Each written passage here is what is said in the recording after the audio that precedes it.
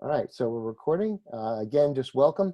The topic today is how might we bring a culture of empathy into the family? Um, and I noticed some people that I haven't seen before. It doesn't necessarily mean that you haven't done an empathy circle, but Harshali, first of all, has I pronounced your name within the ballpark? There. You're muted there. Harshali knows. Okay. Yeah, I think it was correct. It Okay. is Harshali. Harshali. Okay, thanks. Have you done an empathy circle before, Harshali? Yes, I have done like 4. Okay, great. So you know the basics. Great. Okay. Jamie, can you hear us now?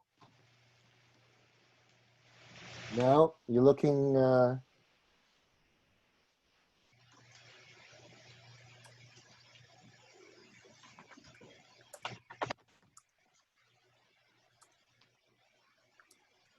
Jamie, do you hear us?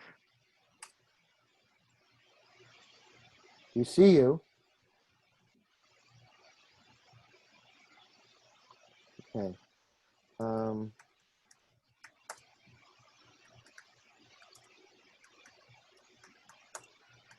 Okay, let's See. wait. Maybe we will find. I will. Okay, I'm saying check your audio output um, next to the mute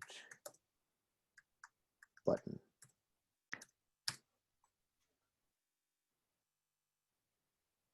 Okay, I don't think Jamie can hear us.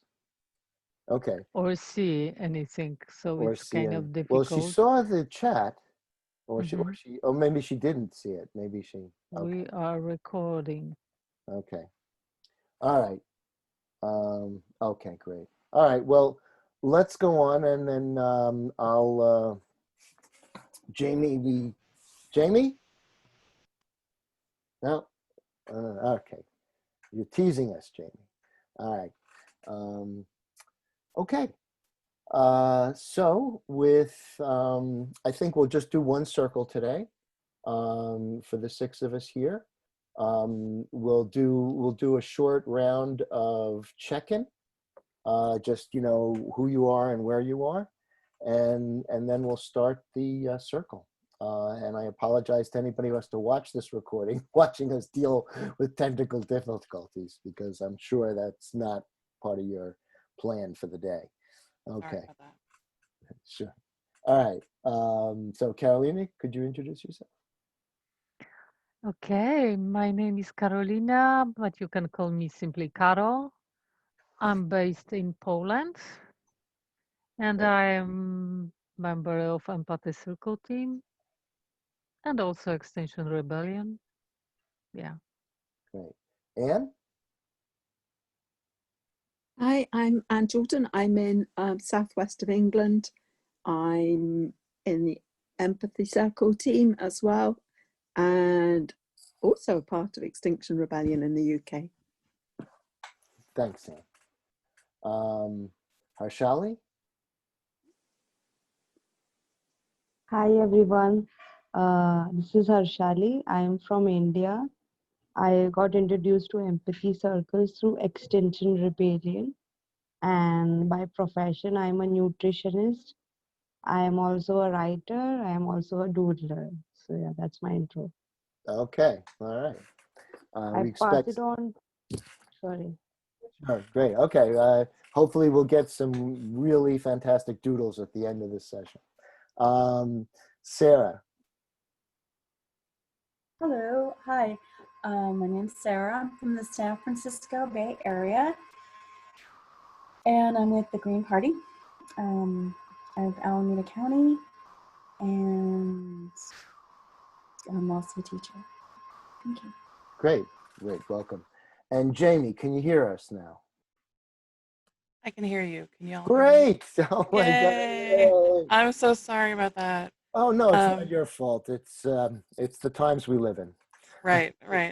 So I'm Jamie. I'm finishing a master's program in social impact, starting a social impact business.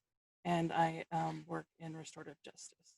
That's Oh, my great. Have side you of done a empathy circle before? just one with Edwin and Harshali. Okay, but do you feel competent enough in the basics? You understand the basics of it?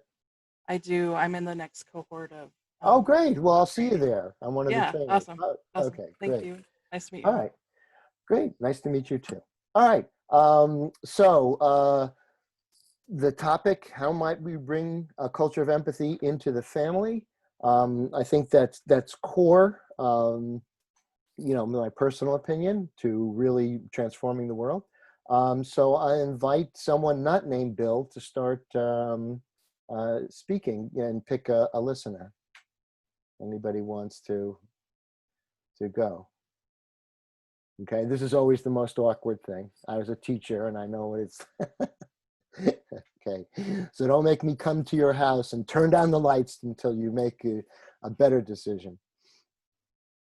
Okay. All right. Anne, would you? I can go. Go ahead. Or that's Okay. fine. Oh, great, Jamie. Thank you. Who would I'll you like just to speak I'll just jump right in. I'll speak to Harshali because she to? and Okay. I have talked before about my Oh, great. family issues. So, Harshali, will you listen to me? Okay, and we'll go for 5 minutes, and I'll keep the time. Yes, I'm listening. Thank you.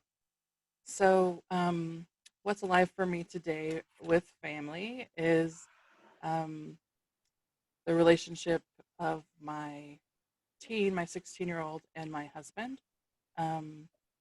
And I really wanted both of them to be here, and neither of them have the time. So that's disappointing. I think that they could learn a lot from empathy, from listening to one another. We have had one discussion since about empathy in my family. My 16-year-old feels really oppressed, as 16-year-olds do. And, oh, go ahead. I should pause. I think you're missing your family a lot. I'm just, they make me sad how they don't communicate well between each other. I feel in the middle of, my love for my child and my love for my husband. He's not her dad. I'm married to a different man. So you feel there is a communication gap between you, your husband, and your kid. Yes. And they could really, I wish that they could build a relationship and a understanding of one another. So you want them to communicate better and so that they can build a good relationship and communicate better with each other through that. Yes, absolutely. That's what's alive for me, and I feel fully heard. Thank you, Jamie.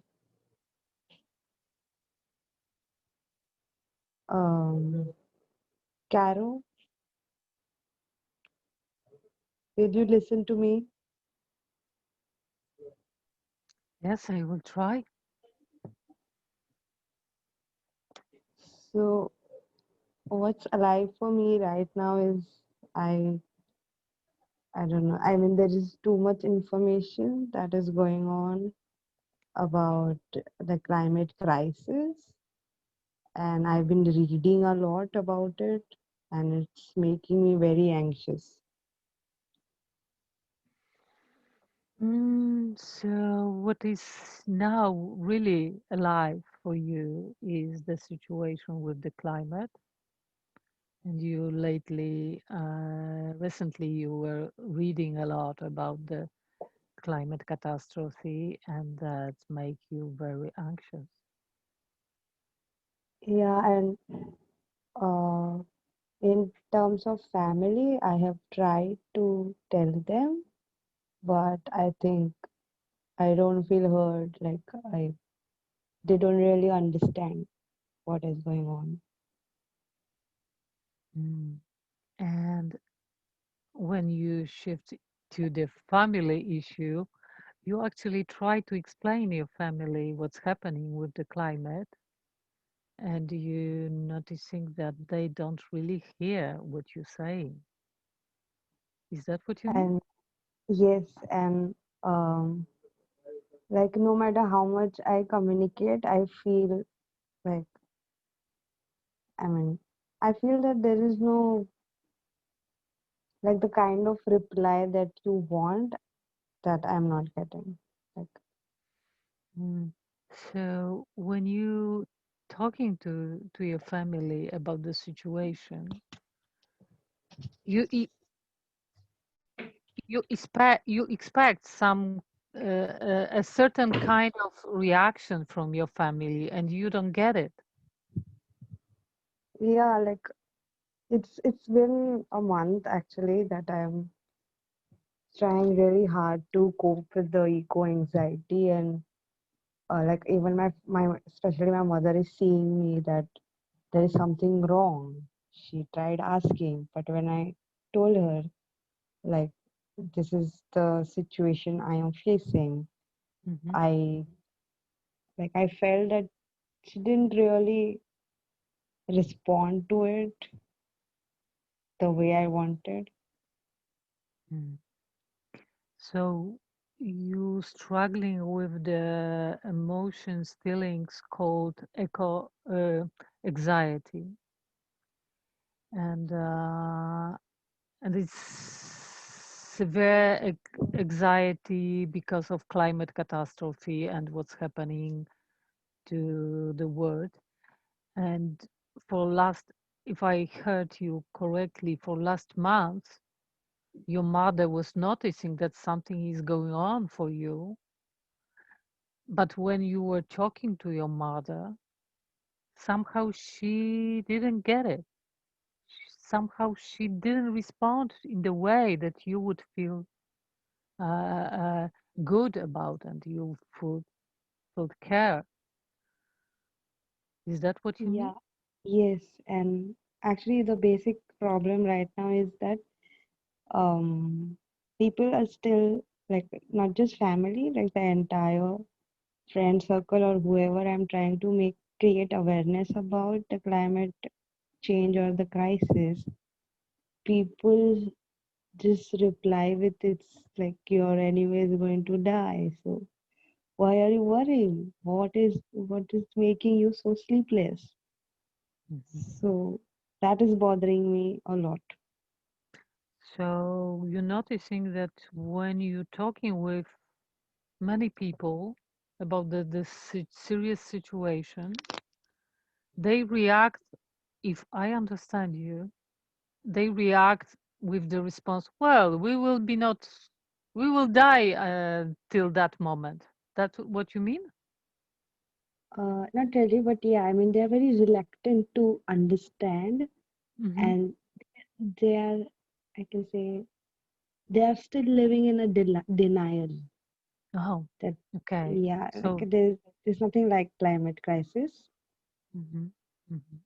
So they kind of, they don't hear what you're actually saying. They deny any climate catastrophe, any crisis, and they simply don't understand why you are sleepless. Yeah, Uh, mhm, um, and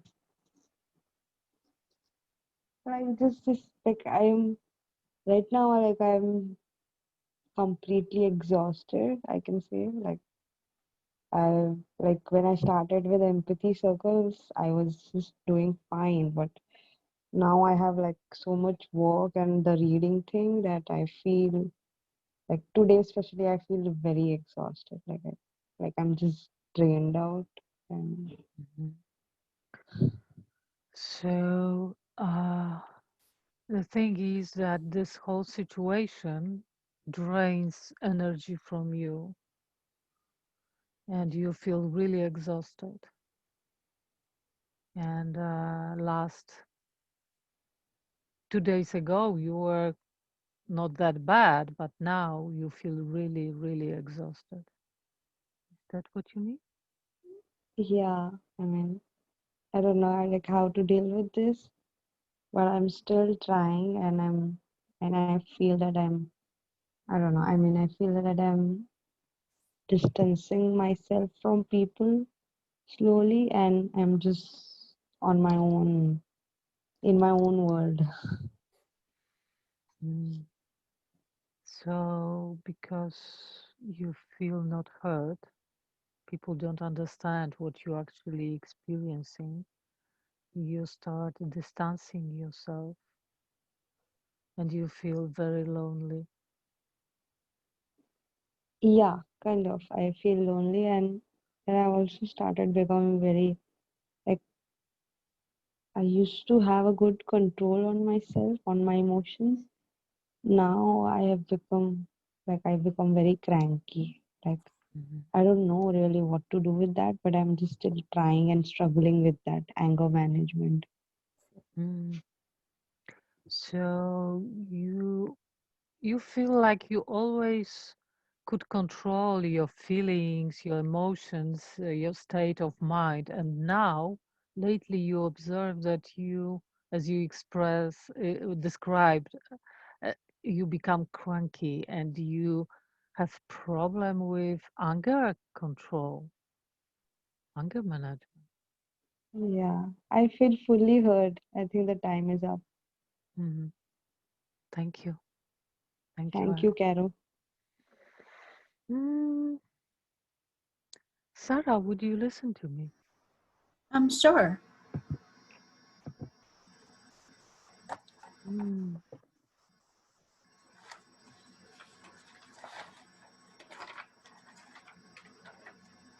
What actually occupies me is not the family situation, but what's happening in my country. And it's for last week, 7 days, we had a huge demonstration in the whole country, in whole Poland. We have demonstrations against the restrictions and tightening the abortion law in Poland. Mm. I stopped there. So your your concern isn't with the family level; it's with some national policies regarding tightening abortion laws and also demonstrations. Mhm. So it's the old story because in 2016 our ruling coalition tried to pass the new abortion law through the parliament that forbids completely abortion. And we had huge protests called Black Protest in Poland. If you Google Black Protest 2016, you will learn about it. And then the ruling coalition decided, okay, let's pull out.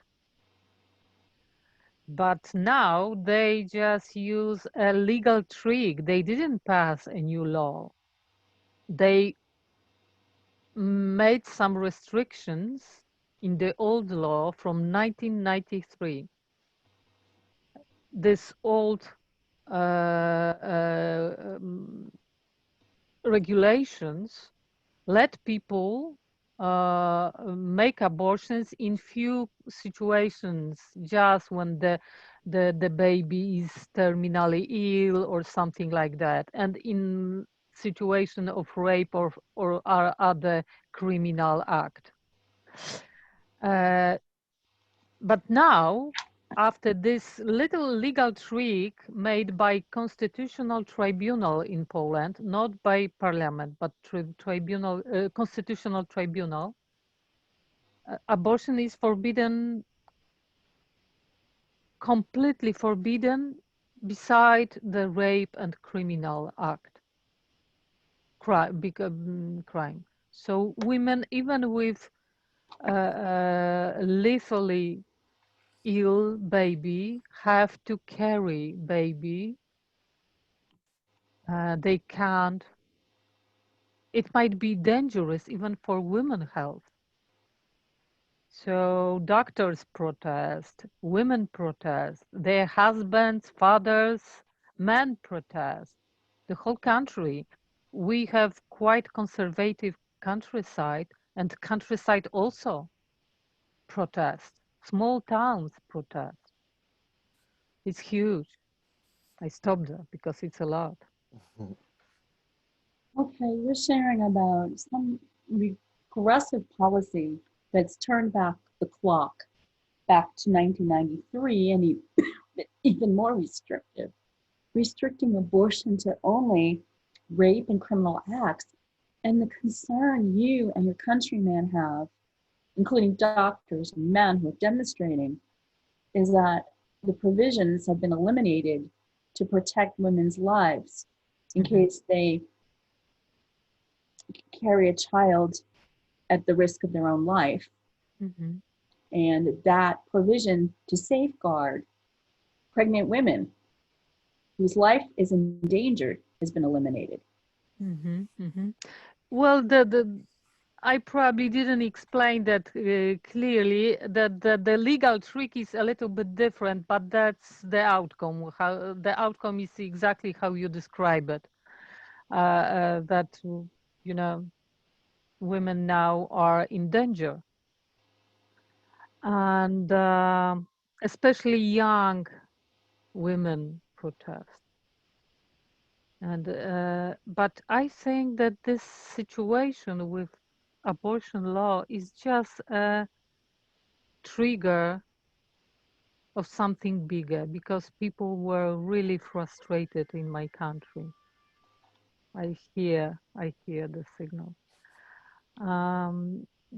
People are really frustrated. You can notice every day wherever you go that people are easy to quarrel, to fight for any little thing. So it was like the burst of huge conflict that was there, and suddenly it was triggered by this one thing. Got it. Got it. This has been a huge, the abortion restrictions that are potentially resulting in endangering women's lives that are so restrictive has become a focal point and a trigger for just the tip of the iceberg for everyone's frustration. Yeah.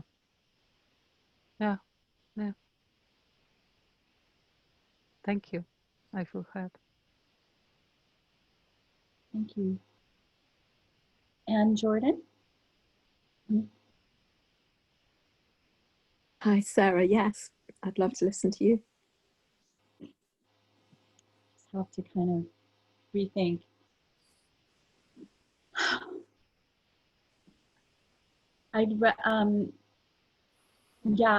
My focus is more on a cultural level and political level than it is a family level. Although the family is a microcosm, so I'm going to focus on polarization.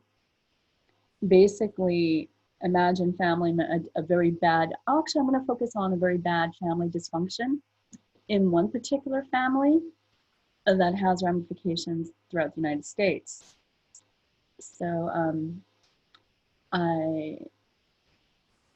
the Trump family has a dysfunction, and I heard that their great grandfather, a great grandfather was actually suffered from the Spanish flu and died, and or great grandfather, and then the son was left fatherless and was so traumatized, he decided he was going to be the strongest and never focus on health and minimize that.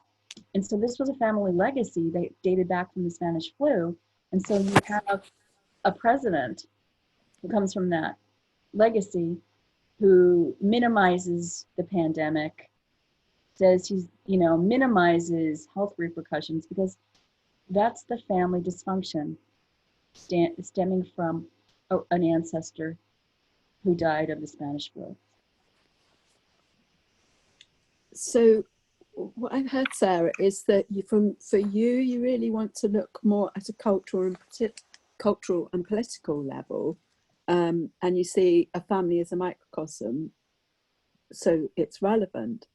And then I heard, like, I don't know if you'd already decided, but what you wanted to function on was one particular family, which was the Trump family, and the fact that President Trump's, you think it was his great-grandfather actually died of the Spanish flu, either, or great-great-grandfather, I'm not quite sure. But the point was that his son was left fatherless, and you're indicating there was a sort of traumatized, and his response was to, he was going to be successful, whatever, despite that. So you're seeing the connection going right back to an earlier pandemic and dysfunction in that family situation. And now this is affecting big level. The entire country. The entire Well, this country. is from Mary Trump. Mary Trump did an interview, and there's a dysfunction. Also, like some families really, the microcosm of the family that only focuses and respects winning at all costs, and disenfranchises those who seek kindness. I mean, you can see, like, in our corporate culture that they groom CEOs to not have empathy, to be psychopath. To have psychopathic tendencies, and you can see that so I'm looking at the Trump family, which is the winner takes all. I think Mary Trump's dad she was actually disenfranchised out of a lot of money, and her father was minimized. But to summarize, I'm looking at this family dysfunction has a ripple effect. Winner takes all, corporations. Yeah, I'll stop there. So you talked again, particularly about Mary Trump and information I think that you gleaned from an interview with her, and how dysfunctional that family was. She was in fact disenfranchised by the situation, and the whole culture of winner take all was established, and there was no focus on kindness or empathy at all. And you talked about that actually people now, like CEOs of companies, are trained not to have empathy. They're kind of trained in the skills of being a sociopaths. Across Christian, they are innately, they pick them when they have psychopathic tendencies, because so it'll get away. It'll interfere with corporate bottom line. So not only are they trained, they're actually selected on the basis, if they have sociopathic tendencies, then that is a qualification for being a CEO, and then they're trained further. And that's kind of the bottom line. Yeah, and also another point was that Trump basically it feels like he's had people catch him. He's never had to face the consequences of his actions. So whether it's his family or whether it's a whole political party, the ramifications of his actions, there's always someone to catch him. So he's been bankrupt several times. His grandfather bailed him out. And then he was impeached. There were a lot of things that happened that any other person wouldn't probably not be president anymore. And yet he has immunity, not just from his family. There's almost like a spell, like, the family dynamic almost like had a ripple effect collectively across the political party, which basically gives a free pass to unconscionable behavior that wouldn't be given to another person. So you've talked about the consequence of Trump being kind of protected by his family from the consequences of his actions on several occasions, like from including being made bankrupt, and that strategy has been somehow taken further and is in the political system, political party, so that not only has the family caught him and protected him from the consequences of his actions, but so too have his party, and this is how it's continued. He's never had to confront the consequences of what he's doing, and this is like this cell. It's almost like there's more than the party and the family. There's almost like a cell there to protect and pick up the pieces. Thank you so very much. Thank you, Anne. Thank you, Sarah.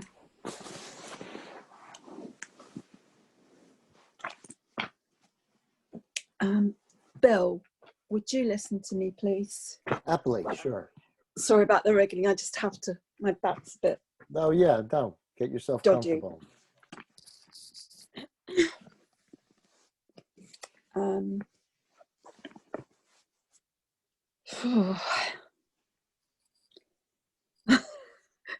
We start with family, and so many other things have come into this conversation.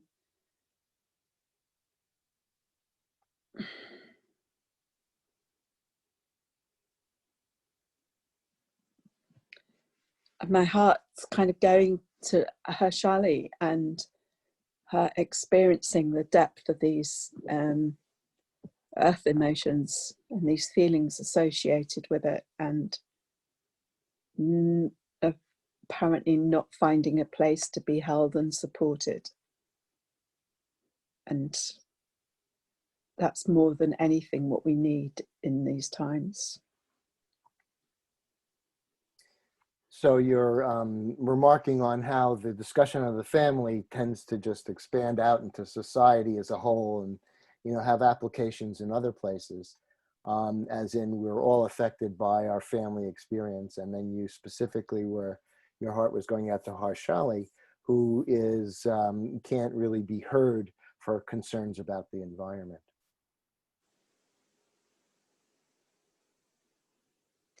I think it kind of goes deeper than the concerns about environment. Mm-hmm.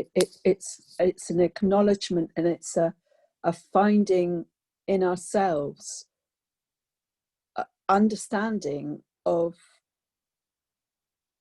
how these multitudinal situations related to the state of society and the environment, and how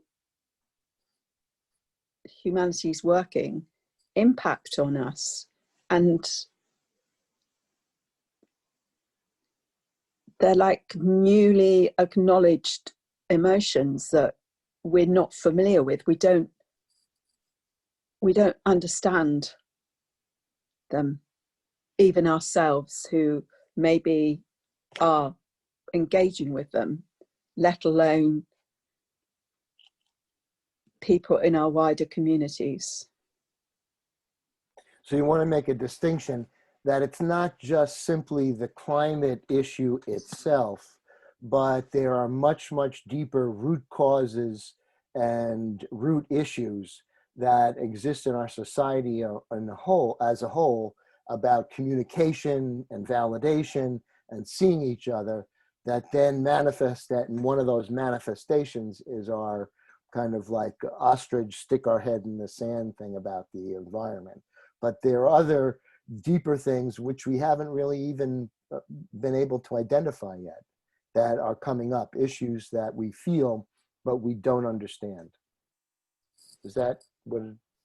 Yeah, and I need to learn more. I know that in the Regen 101 booklet, there's information about these different earth emotions, but I can't remember all the words even. and there are different aspects of them and how they affect us. You were talking about your reviewing of the Regen book and talking about earth emotions and how that affects us. And, you know, it's something that you have to go back and look at, that you still need more understanding there.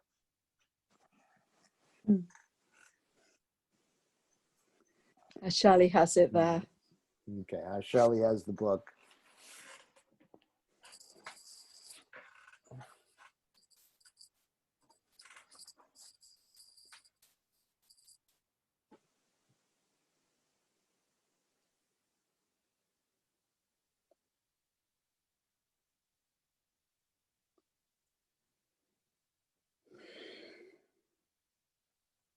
I think our regressive societies are really frightening.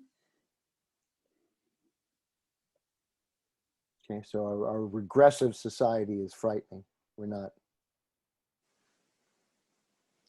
Yeah, I see it in the UK and feel the consequences or see them around me.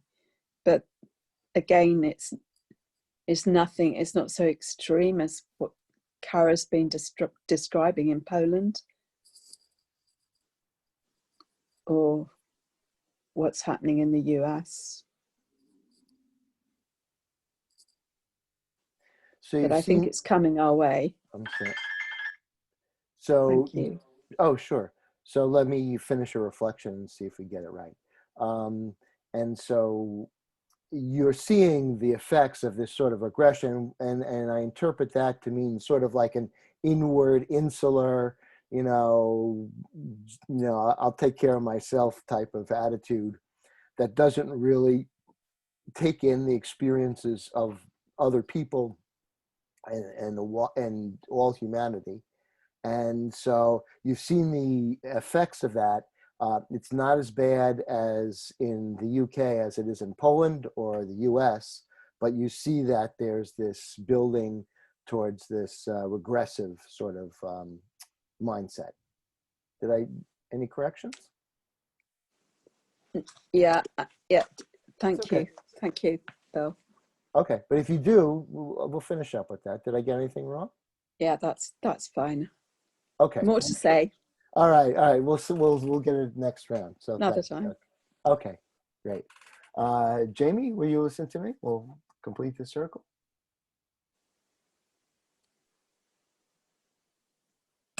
Yes, I'm happy to Great, listen. thank you. So I'm thinking about families, and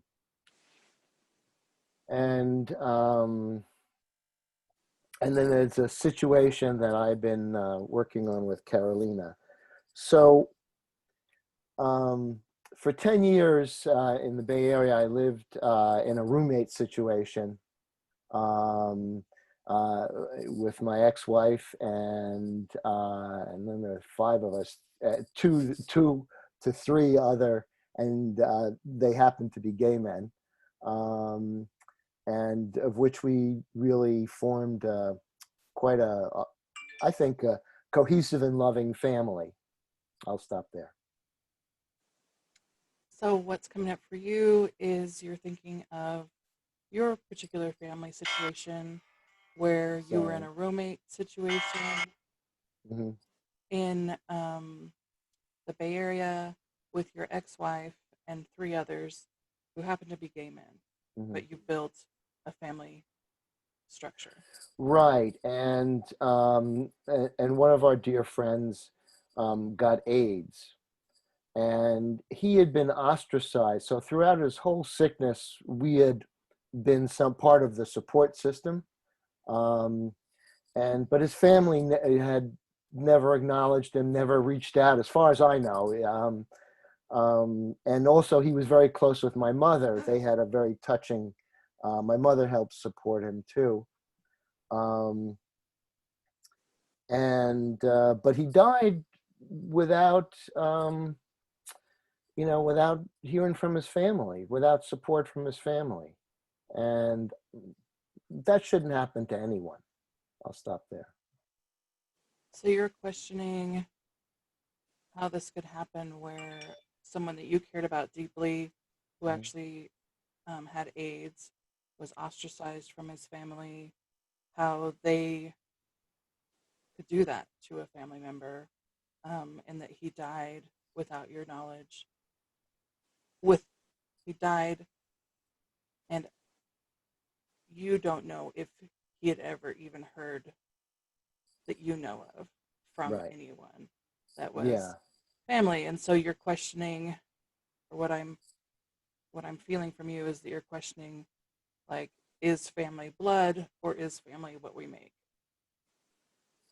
Yeah. And I would, um, yeah. All I know is that a friend of mine was doing a documentary on death and dying, and he agreed to be in it. And we went to his hospital room about 2 weeks before he passed, and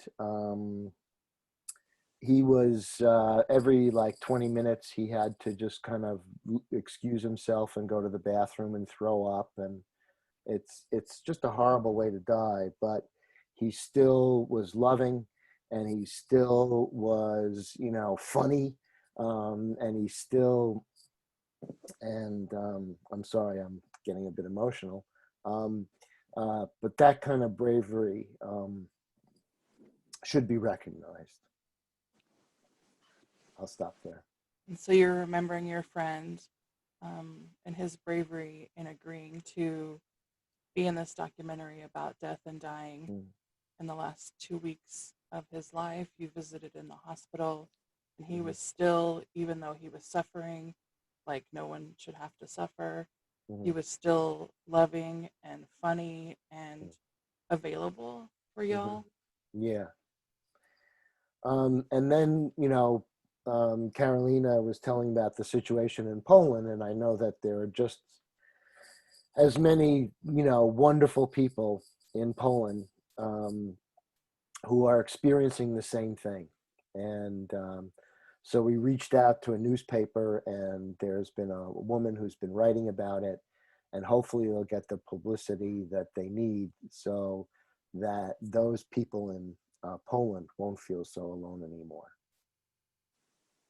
And so you're bringing in your relationship with Carolina Mhm. and the people in Poland who are also suffering um, because of the ostracization, Mhm. feeling ostracized Mhm. from the Polish society, much in the same way where they're being rejected and outcast for who they are. Mhm. Thank you, Jamie. I feel fully heard. Thank you, Bill.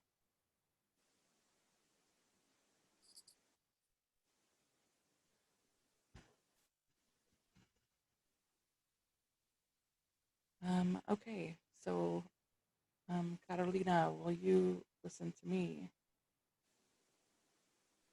I will try. Thank you. Um, I I have heard about the protests in Poland, and I too worry, like you and Anne and Bill, in how not just the people that we love that we know, but the people that we don't know um, are going to suffer from needless, um, like tricks of policy and um, mean, like, political control. So you heard about the situation in Poland, about the protests, you heard about it. And you think about the whole situation when um, people we know and people we don't know suffer from political, uh, how to say that, use of political tricks or needless political tricks. Um, just the political game between politicians to control over power. Yeah, and that's really personal for me, because I have a non-binary child. So if you're not familiar with what non-binary means here, so my child doesn't identify as a female or a male, and they use pronouns they, them. And it's been difficult in my family to get the correct pronoun usage.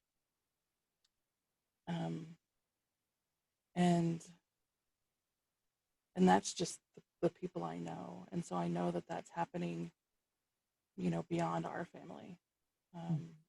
That's happening widely, that people refuse to acknowledge somebody's identity as valid.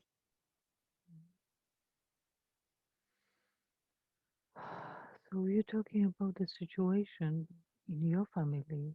Actually, your child is non-binary, and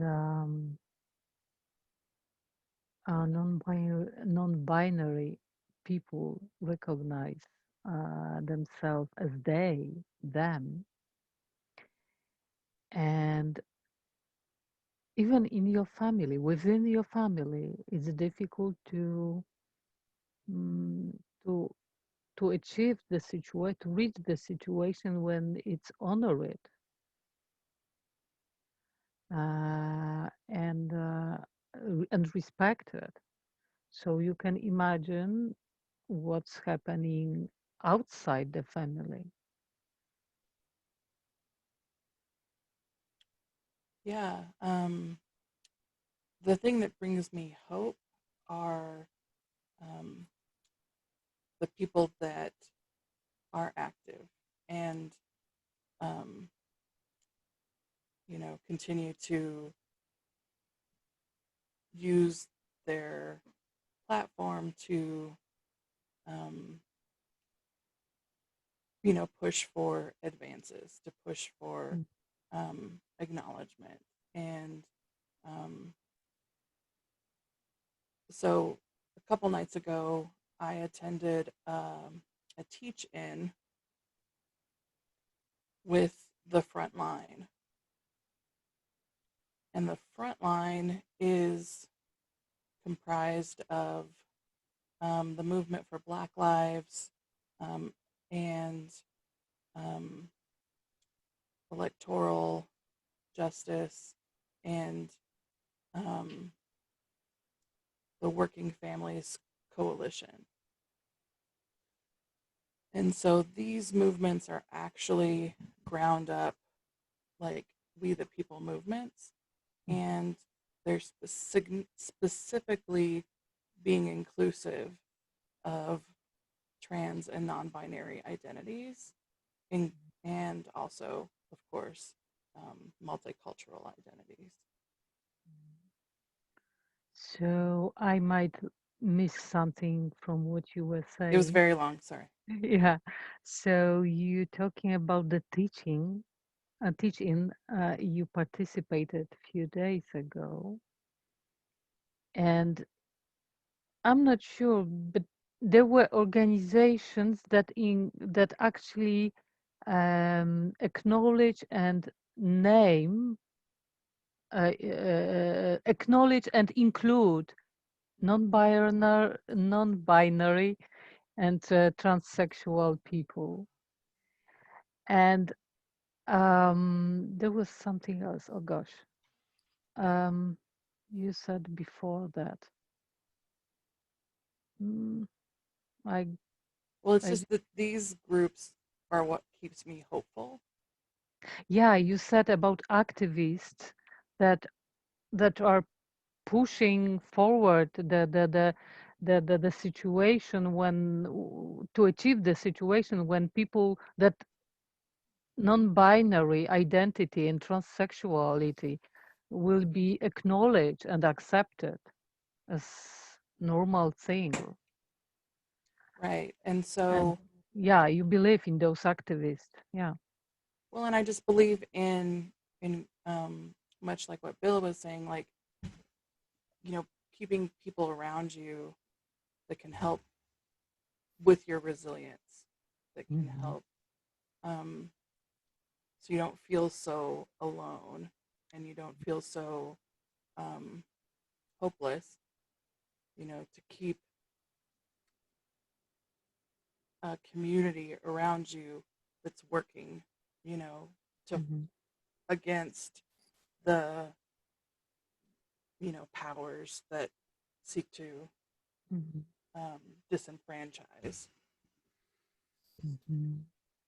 So you're noticing that actually having people around you, having people that understand you, acknowledge you, and respect your identity is very important, and that builds resilience and helps survive in not perfect society. And this is good thing to be surrounded by people who accept that. Yeah, because so as humans, we need to belong. It's part of our DNA, our cultural, psychosocial DNA. And so if our family can't accept us,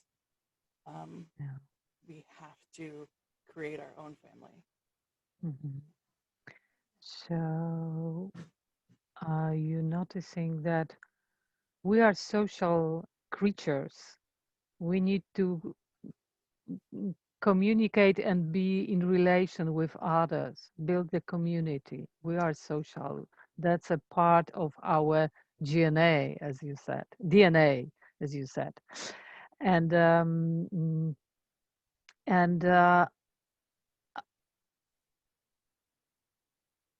so this is very important aspect of our socializing process, being in a group.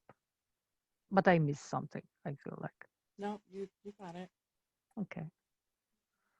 Thank you. I feel fully heard. Okay, I just wanted to break in for a second. For people coming, I think people in Europe are coming in.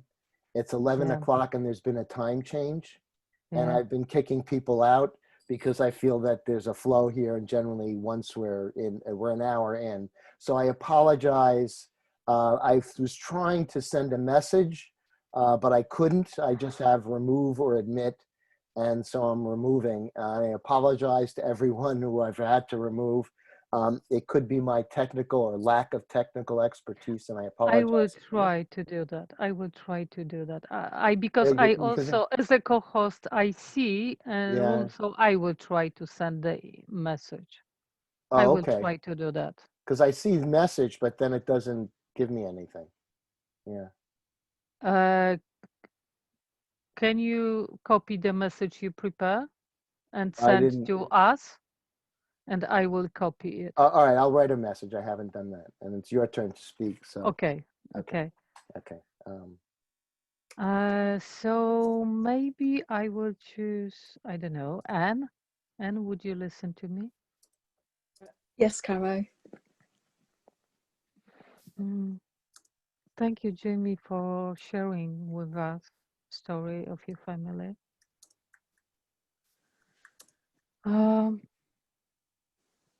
What we started here in Poland, because as Sarah described what I was saying, that this anti-abortion law regulations and protests against that is just a tip of iceberg. And also we have something called zones free from LGBTQ. It sounds like almost like ghetto, like Jewish ghetto. I stopped there. So you started with appreciating Jamie for sharing her story to do with her family. And you go back to the situation in Poland. And as with Sarah sharing, it's the stuff about the anti-abortion is that you've already spoken, the things you've already spoken about are just the tip of the iceberg, in fact. And you went on to say that something similar to the Jewish ghettos are being created in Poland, where there are zones that are being kept free of people in the LGBT communities. Well, some municipal authorities create zones free from LGBTQ. It's not that serious as Jew ghetto in fascist countries, in German Nazi country or during the World War II, but it's close. It's like we are one step before that. And ruling coalition, ruling party are right-wing parties with huge support of very conservative Polish church, Catholic church. And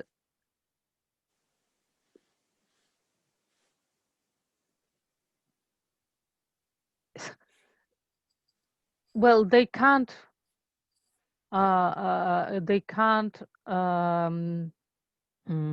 oppress Jews because there is no Jew in Poland anymore.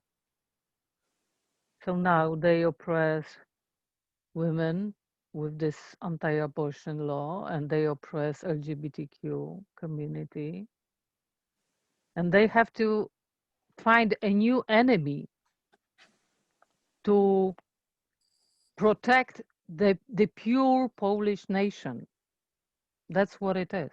It's horrible. It's the beginning of new fascism, new Nazism. So you That's see the how I see situation. it. That's how I see it. Sorry. No, I thought you were pausing. Sorry, myself. Yeah, I paused. So you see that like this is a new fascism that's being started.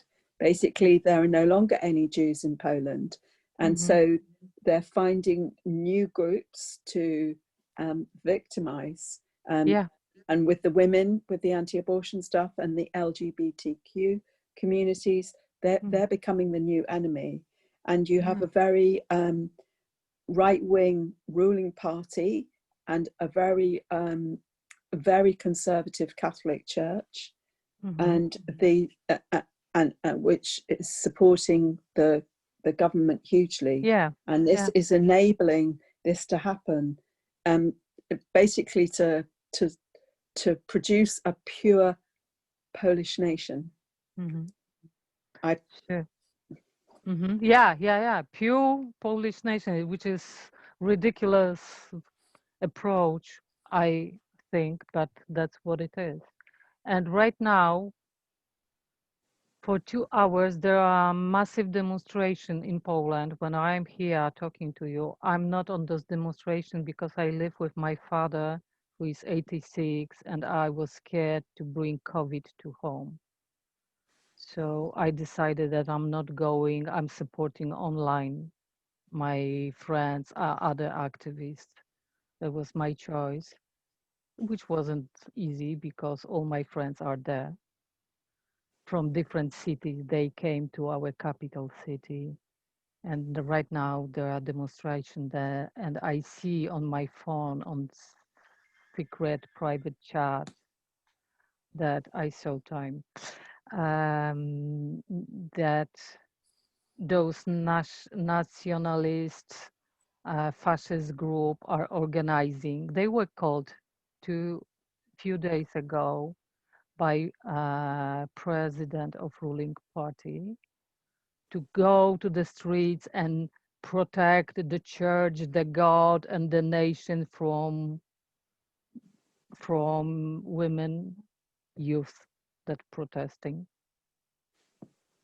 It's crazy what's happening, and I hear and I see on my phone from time to time pinging and sending information that okay, they are gathering here or there, and it's starting.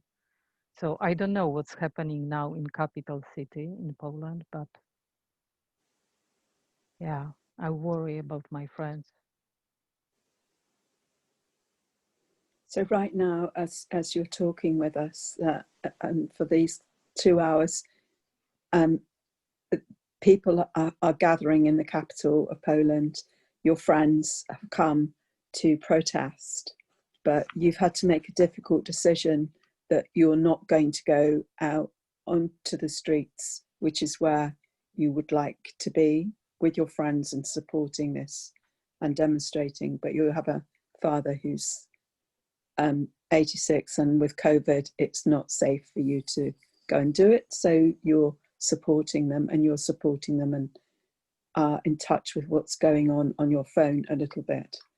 And even that this right-wing government has actually called on nationalist groups and fascist groups to go out on the streets to protect the church, Protect. the nation, and God, and be there. So, and protect them from youth and women. And the women, yeah. And those men who support women. And those supporters of the women. Thank you. Thank you. I feel heard. And I hear the pain and the difficulty for you. Thank you. Thank you, Cara.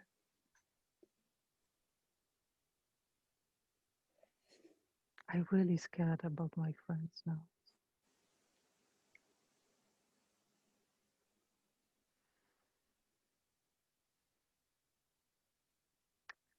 I hope they will be okay.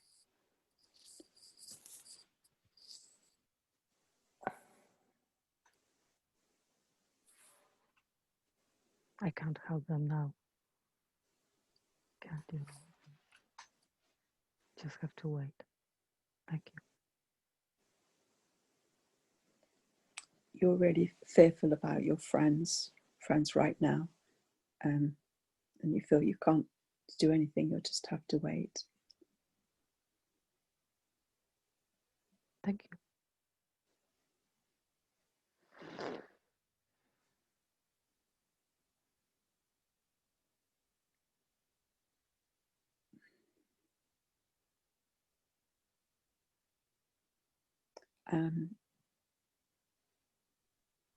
Sarah, would you listen to me, please? Yes, thank you.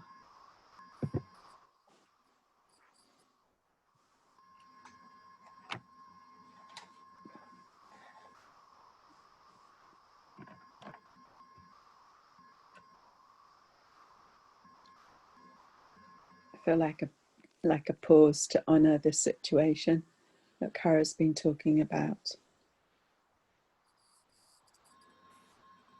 and to offer Cara to just do what she needs to do right now. She needs to be silent and not focus on this.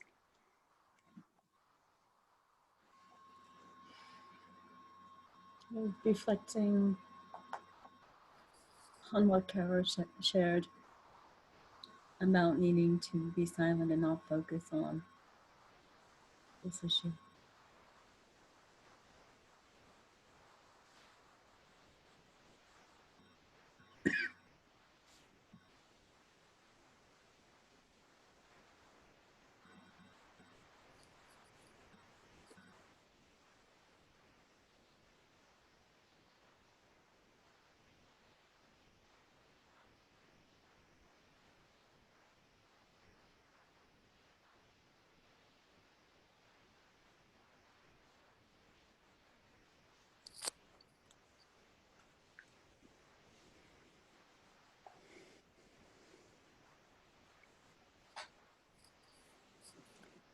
So our topic was empathy in families, and I have got that I wanted, thinking about my family. I've got 2 grown-up daughters with partners who don't have children, and they're my immediate family now. and it feels trivial to focus on that.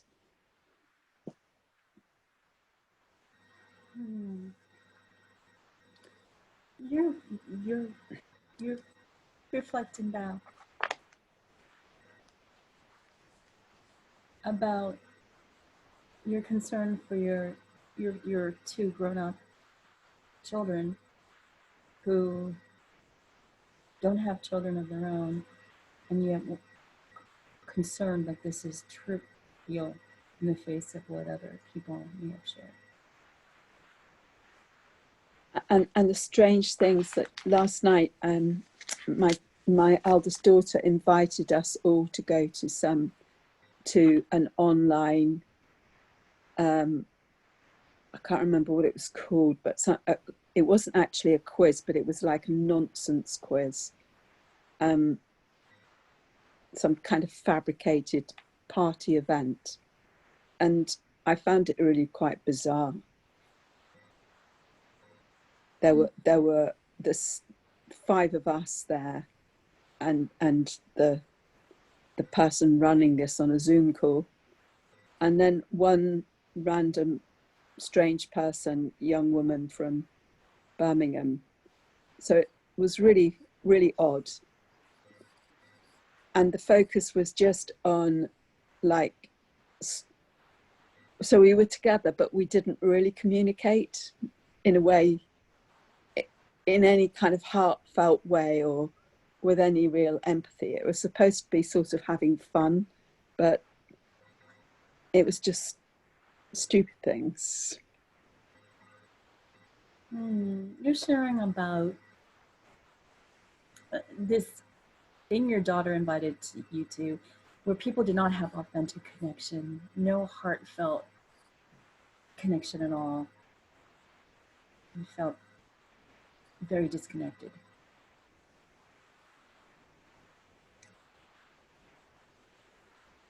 It left me feeling quite sad and flat. And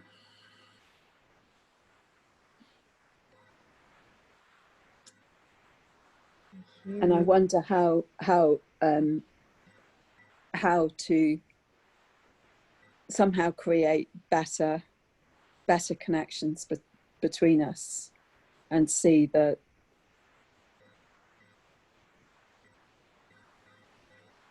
what actually happened was just like a reflection of how our society is, and a kind of madness, a craziness. That event you went to with your daughter not only lacked authenticity, connection, and heart, and you felt sad, deep sadness. Your feeling this reflects on the current times.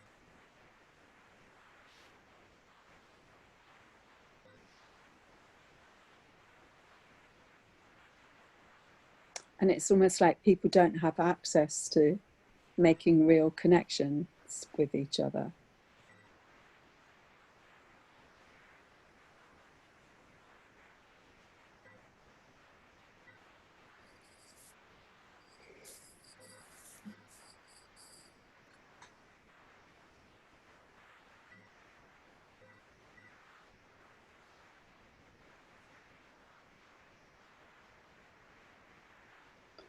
But I kind of feel like the spoil sport, really. I did try to join in and sort of do some kind of vaguely humorous, silly things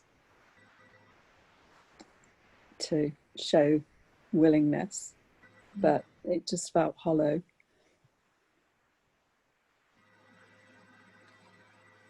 You did not resonate. You did not resonate with that event, and I felt empty, hollow. You felt sad, disconnected.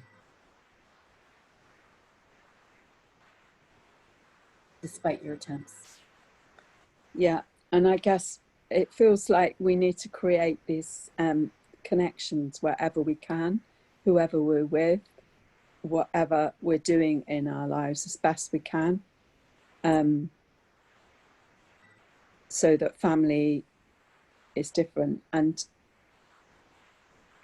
I reminded several times over this evening, it's evening for me here, that actually a phrase that came up in a circle on the other day was a pandemic of individualism, and it's really sitting with me and resonating. And it came out of an acknowledgement that we used to be part of clans or tribes, and bigger groups, or maybe even extended family, and that was intentionally broken down into smaller family units. And that was what I was dealing with when I was a very young woman. I was aware of how crazy nuclear families were, but now the families are being broken down into individual units, just like individual parts. And so maybe it's broken down so far that all we can do is build up something bigger and stronger and better. That are connections from in all sorts of ways.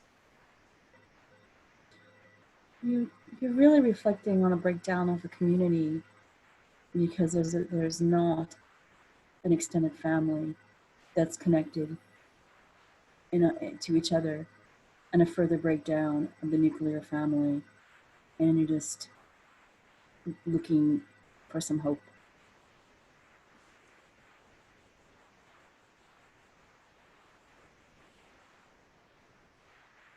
And I think there is hope, and it's like connecting.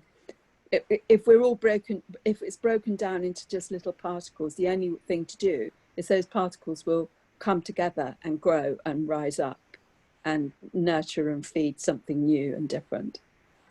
You're sharing a breakdown to break through. A breakdown to break through. Yes. Thanks. Thanks, Sarah, for that. Thank you. I'd like to pick Bill, but may I ask for if I can allow 30 seconds? The faucet's dripping and it's bothering me badly. Can I have 30 seconds to run and try to squeeze the faucet? Thanks. Sure, go ahead. Okay, who has a joke? A little dancing? I don't know. All right, you have to. You can't have any dead air. All right. From the silly party, it was just a few minutes to create some. So I put a swimming costume on this. All right. Toy with my swim hat. All right, and then you have the bear. All right, consider it's yourself. falling off. Nakedness. Oh dear. My God. Oh my God. God. Oh, what laws are we breaking? All right, consider yourself entertained. Thank you. Okay. Sarah, go ahead, please. So I'm trying to connect the dots here. I was very concerned hearing Caro's talking about the rights for health and safety. Basic health and safety rights were stripped from women. And then there's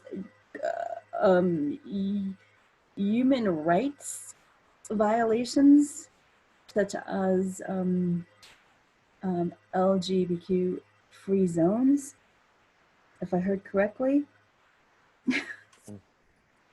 And then a lot of regressive policies where a couple of individuals are making choices that do not reflect the will of the people.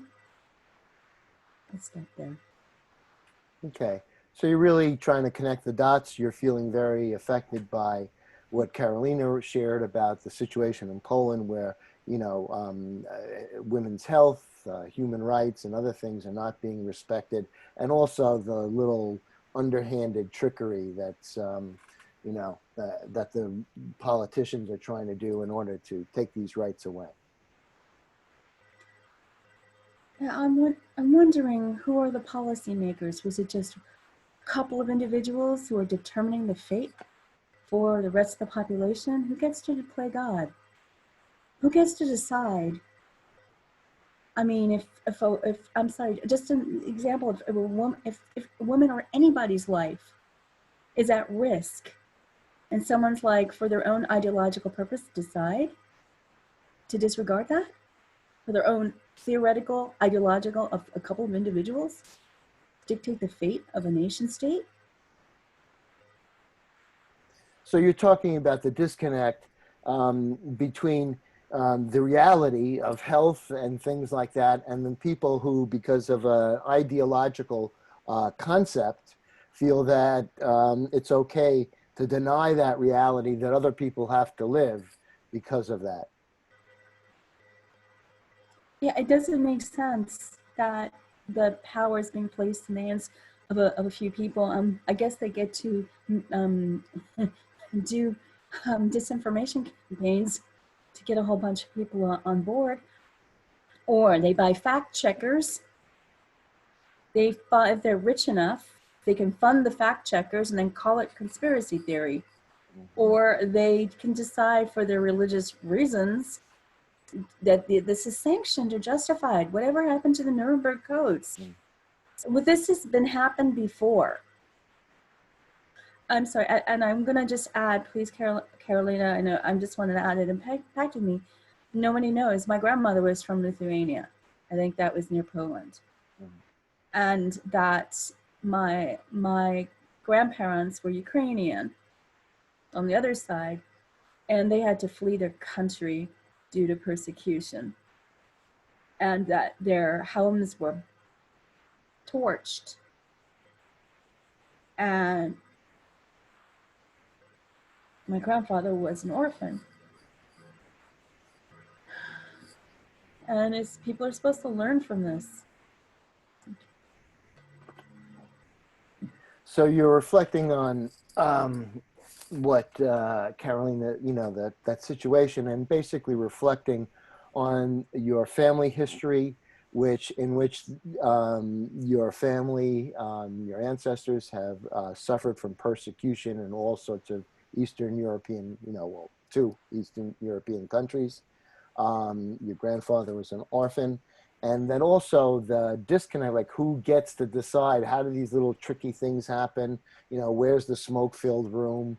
And then you were talking about also how rich people will buy fact checkers, and how essentially through money and power, people distort reality that can have quite harmful effects on the rest of us.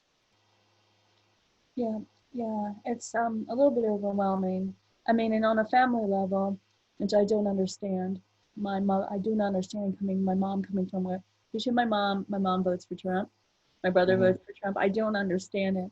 My mother's own father was a war orphan.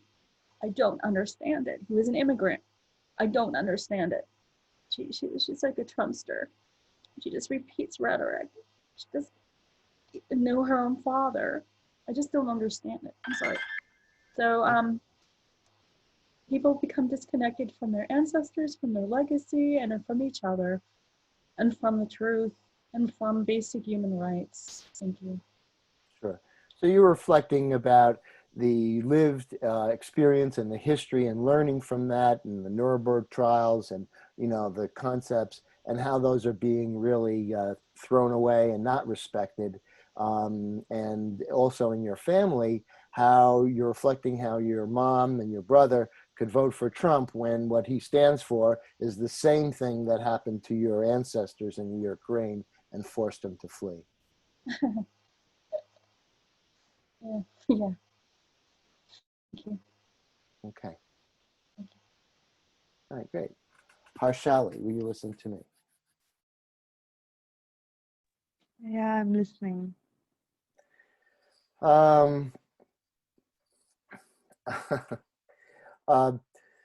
Working on improving the world, I think, is tough. And I remember a quote that I read from a Holocaust survivor.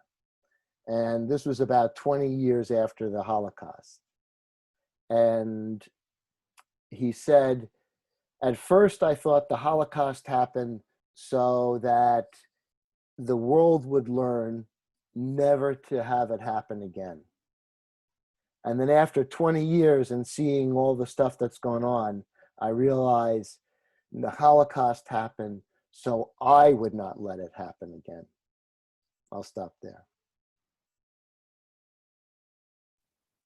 Can you please repeat it? Sure. It was a Holocaust survivor, and he thought that after World War II, the world had learned its lesson. And then after 20 years and seeing other, killings and horrible things, he realized that the lesson was for him.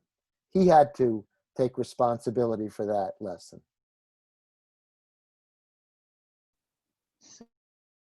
Like from a certain quote, you feel that after World War II, the world would have been changed, but the situation has worsened. Right. And it's on, so we can't like assume other people will, oh yeah, that's right. No, we have to do it. The responsibility is on each of us. I'll stop there. So you feel that people are not ready to understand you. You have to understand it by yourself. Yes, not just me, but everyone. Yes, it's each and every one of us. And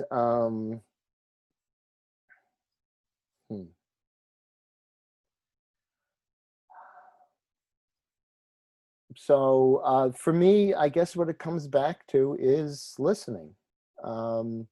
Really, truly listening to each other. And what I've experienced when I talk about that is people say, well, we don't have time. This is an emergency and this is happening. And that is true. But nevertheless, if we're going to really effectively act as like team humanity, then we've got to start with listening. I don't think there's any way around it. It might be tedious, it might be time consuming, but we've got to be able to listen to each other. I'll stop there. So you feel all the problems that we discussed are due to not listening? Like there has to be a proper listening that will help us overcome all the problems. Yes, and I wouldn't say it's just because of not listening, but listening is a first step. There's much more to do. We have to do other concrete actions. I mean, it's listening in itself will not change climate change. We could listen to each other very well, not change anything, and it would still be there. But listening builds the sense of trust and community that we then can take and then act in accordance and address the problem.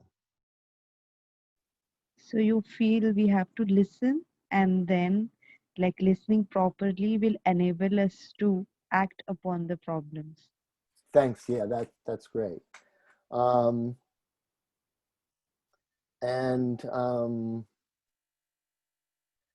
yeah, and I think that personally, I'm a big fan of the listening circle. So I'd love to be able to help people incorporate this sort of listening into their families, and even as importantly or more importantly, into schools. Students should be taught these skills that we're demonstrating right here. I'll stop there. So you feel this this process of like, can't say process, but yeah, you feel that listening should be imbibed from the school time so that kids will understand the importance of empathy. Right. Yeah. And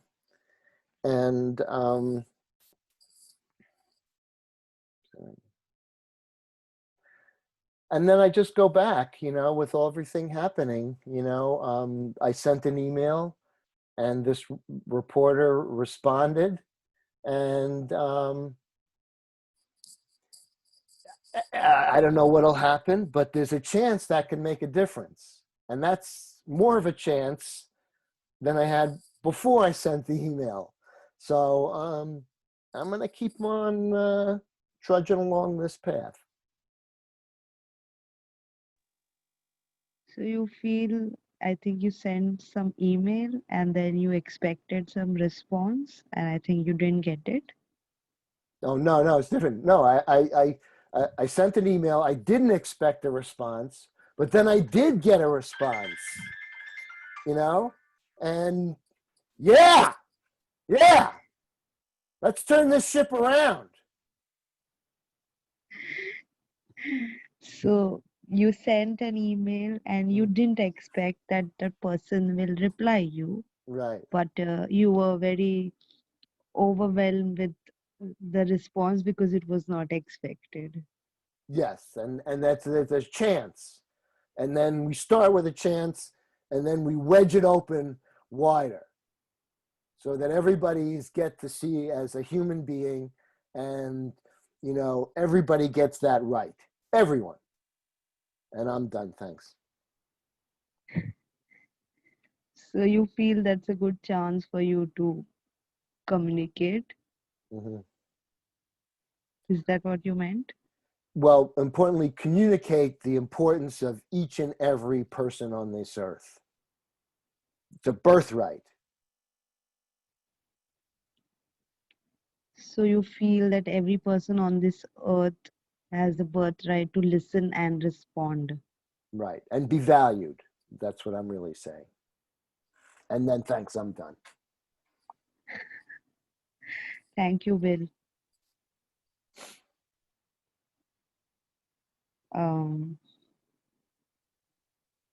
I don't know whom to pick.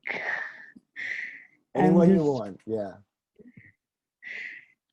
So yeah, I mean, I'll pick you again. Is that fine? Yep. You're picking me? Yeah. Okay, sure. Listening. So, will you listen to me? Yes, happily. Yes. Can you hear me? Yeah. Yeah. So I'm still processing what all information and the experiences. Like, I think I'm in a culture shock right now. So Okay. yeah, I So you're mean taking from time to process, and you're kind of in cultural shock, and so you just want to give yourself time to try to let it sink in. yeah, I mean listening from Jamie to Caro to Anne, like all the global issues, like it still comes down to the point where why isn't everybody listening? Why are people acting so foolish, and why are they not understanding that some things are wrong? So after listening, you're really coming down and asking the rhetorical question, why aren't people listening? And why aren't people really, because that's essential towards making some real progress. Like it's like people just want to do what's the best for themselves. They don't want to, like, I don't know, why is the world so selfish right now? So you're asking the question, why are people just looking out for themselves and not understanding their relationship to the wider world? Yeah, I mean that's still pricking me like a lot. I mean, like it's a very simple thing to just um, listen and just give a response. So yeah, I mean, it's, I don't know, it's bothering me now. So it's bothering you that the rest of the world's not getting with the program of listening, and it's just like, this is pretty self-evident. It's what's the problem? Let's go. Excuse me. Yeah, and like again, it comes down to society, then it comes down to family, friends, relationships. Right? It is all interconnected. So you feel very angry when somebody like what is alive right now. For me, another thing is that like I have expressed myself to someone. It's been uh, like in a romantic way, maybe I can Mm. say, but it's been more than 8 days, that person has just not replied to that message and he has just avoided it. Mm.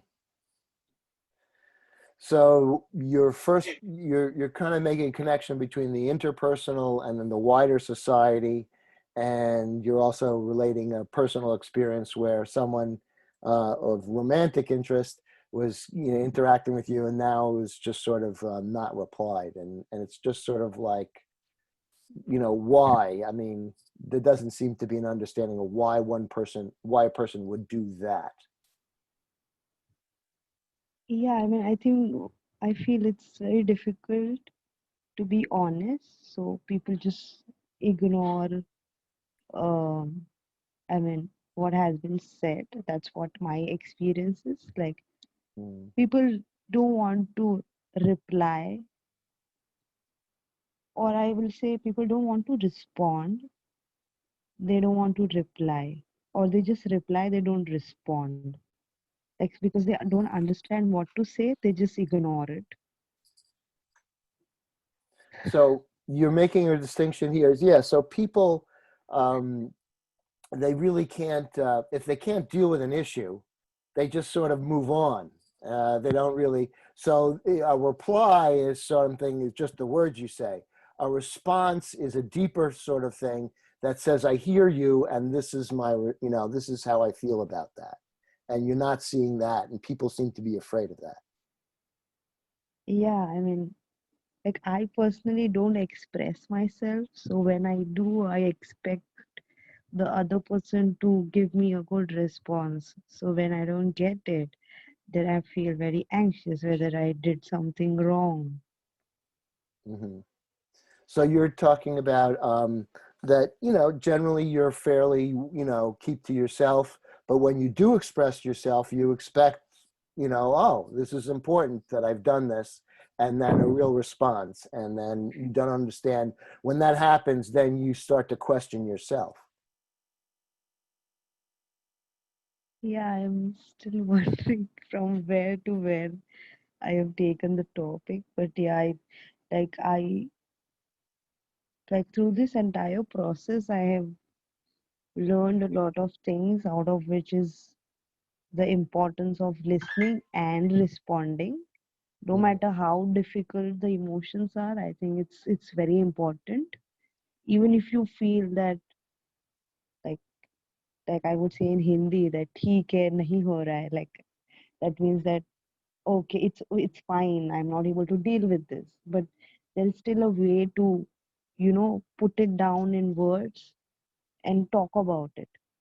Mhm. So you're talking feeling, and I hope I get this right. So you're saying about that the people don't really, well, you said respond, but they don't address the issue. It's sort of like they're kind of going away from the issue, and you don't understand why. Even if it's not an agreement or something like that, why don't we, you know, just address the issue and then, you know, work it out one way or the other. Yeah, like I was more focused on Hmm. dealing with the hard emotions Hmm. and still trying to cope with it and expressing it, not just refraining from those emotions like I don't want to say it. So if you want to say no to someone, you will probably just ignore that person, but you could have just said no to that person, so the other person will also will be worry less, right? Hmm. So you wanted to talk. It's about people avoiding hard emotions, and you know, if you just want to say no to someone, then say no. But the avoidance is, I mean, that would be kinder than just simply the avoidance, because that at least gives you closure. Yes, I feel fully heard. Good. Oh, my pleasure, Vaishali. Okay. Um, All right. I want to note that we have about 50, a little bit more than 15 minutes left till we end the call. And so I'm willing to pass on my turn. If someone feels that they haven't had a chance to speak, and really feels, that you want to speak some more, I invite you to do that. And then, so that's another about 5 minutes, and then we'll do a short debrief, and then we'll end the call. Is there anyone else who would like to speak? No one? Okay, Sarah, I can't see you. Do you have some more to say? Sarah's not here. Sorry about that. Sure. Did you have more to say? Would you like another turn?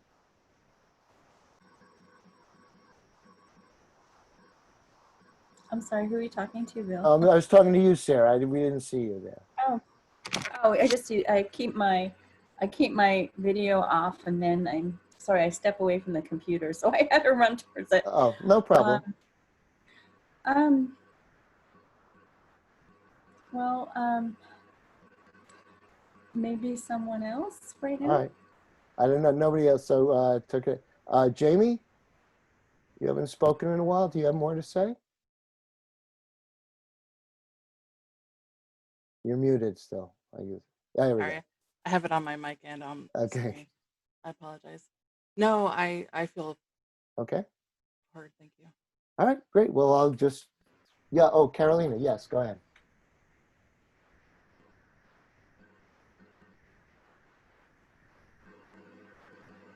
We can't hear you. I don't Can know. I choose you as as my listener? Sure. Okay, thank you. I decided to say because I said many very difficult things about my country. And I feel like I need to make it more detailed so there is no misunderstanding. Okay. I stop there. So you want to clarify and specifically describe what's going on in your country. So right now on the streets of our capital city, there are huge demonstrations and also some groups of fascist and Nazi, I don't know, guardians, sort of, that are running and attacking people. And I don't know how it will end. So I'm sorry. Okay. Yeah. So right now, in your country, there are people out in the streets protesting this abortion, not law, whatever it is, the new restrictions on abortion, and there are also fascists who are attacking them. And I feel real concerned that you don't know how it's going to end. Yeah. And well, a few years ago, I said that we will be the third Reich of 21st century. And obviously, we don't repeat exactly the story of Germany, but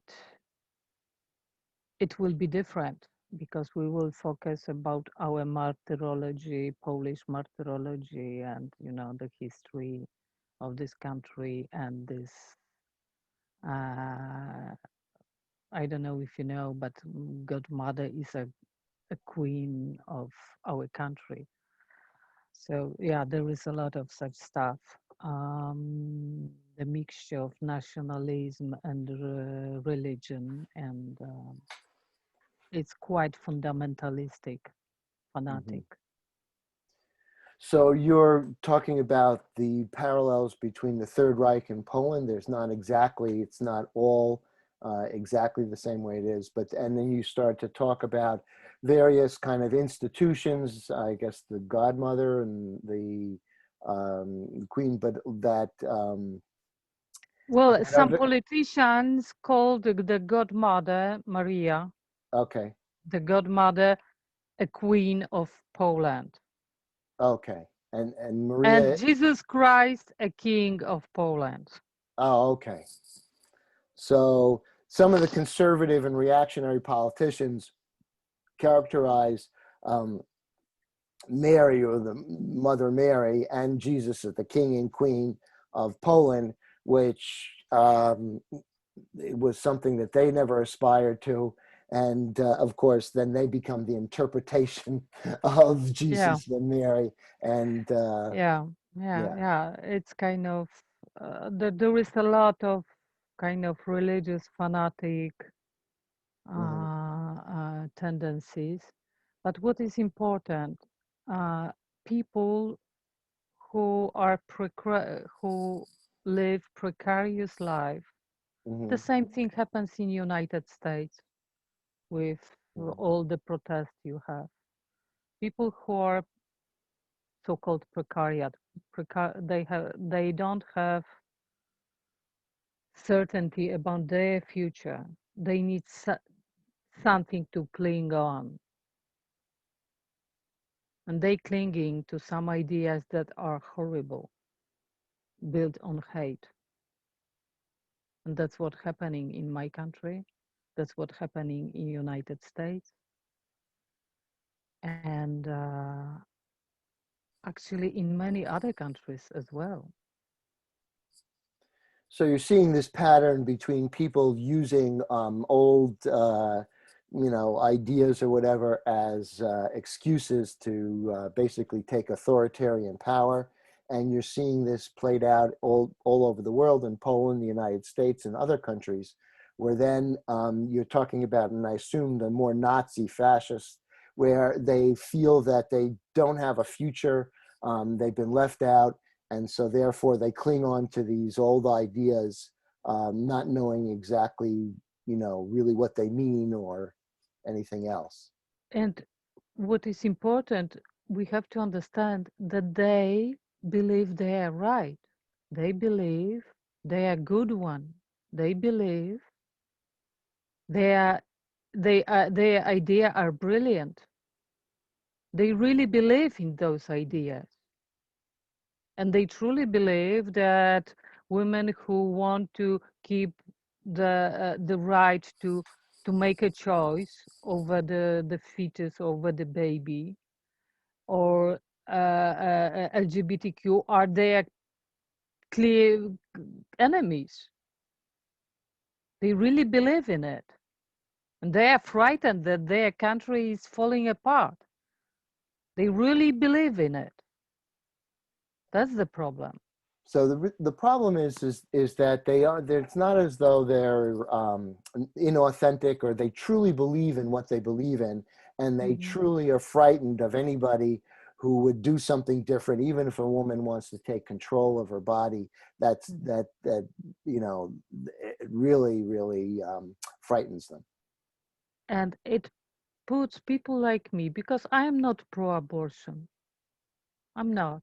Hmm. I just believe that every woman, because it's deeply in what's happening in my body, nobody can decide. It's so difficult decision that it's woman choice what to do. And but I don't think if I would, I'm not sure if I would do the abortion if I would be in such situation. Not so sure. Probably not. But it would be my choice over something that is happening in my body. And people like me who might not fully agree with those protests actually have to choose when there is so big polarization in the country. I can't discuss anymore. Mm. I have to choose the side. That's So how. yeah. So you personally are not necessarily pro-abortion. If the situation were to happen to you, you don't know, probably you would not get an abortion, but you believe deeply that it's the individual woman's right to choose what happens in her Yeah, body, and that it's very, very disheartening because the sides are so polarized that there's very little discussion allowed, between the two. So even though you would seem to be sort of have ideas both pro and con about abortion, there's no room to discuss it. You've just got to choose a side, pick a team. yeah, yeah, yeah. And this is about listening and hearing each other. There is no hearing, there is no communication, there is no connection anymore. And those protesters, those demonstrators use a lot of vulgar slogans. They are so pissed off. They use a lot of vulgar slogans, like I can't repeat them. Okay. Uh, and somebody, a linguist, Mm-hmm. told, "Hey, when that happens, it happens because connection was broken." Mm-hmm. So you're talking about the kind of language that the protesters are using, and that's really vulgar. And the linguist was talking about that. And when people are using that sort of extreme language, they're not really doing it to communicate or listening, more as though to basically throw down a red flag or a line, draw a line in the sand, as we say here. Yeah, So, yeah. Thank you. I feel heard. okay. All right, we have a few minutes. And so I know Edwin would just sort of like to, make sure that people sometimes have, well, all the time at the end of the session, kind of just give a short summarization of their experience.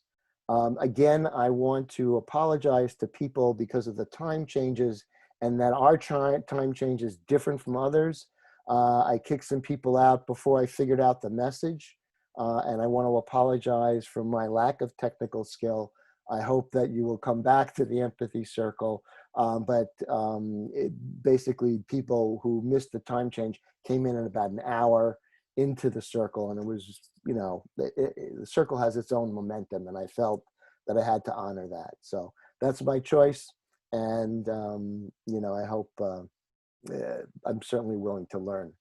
So a little reflection. Thank you, Carolina, for your indulgence.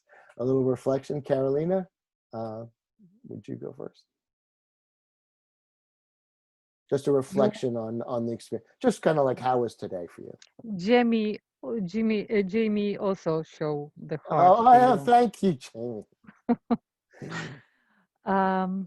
Yeah, that was great. And Naharshali, Mm, it was great to be back on Friday Empathy Cafe. I wasn't quite long here because of overlapping many meetings I had. So it was good to be here. And I'm grateful that all of you were listening to me actively and silently. Thank you for that. thank you, Carolina. Jamie?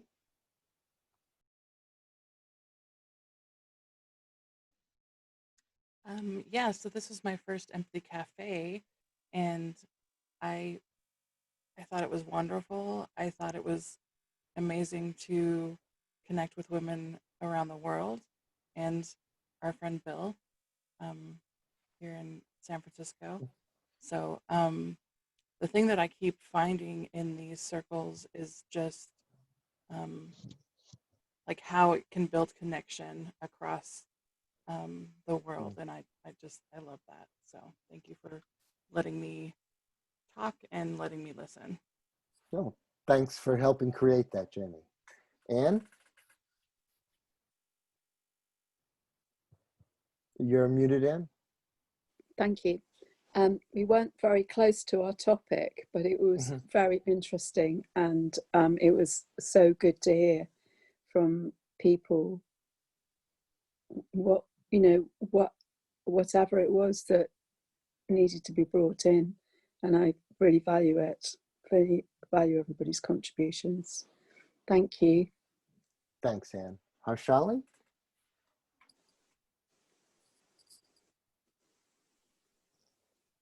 Hi.